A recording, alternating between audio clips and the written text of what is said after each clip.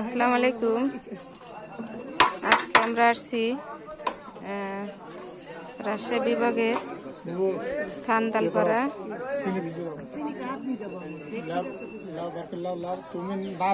জিয়ারুল পাগলা বাড়িতে। আমি পাঠানোর ব্যবস্থা করে দিচ্ছি। শুনো, এদিকে এসে একটা দায়িত্ব দিব। একটা দেখছি আমি চিনি গোলা লই ভাই চিনি দেখো দেখছি যত খেলা কেন আমরা জানি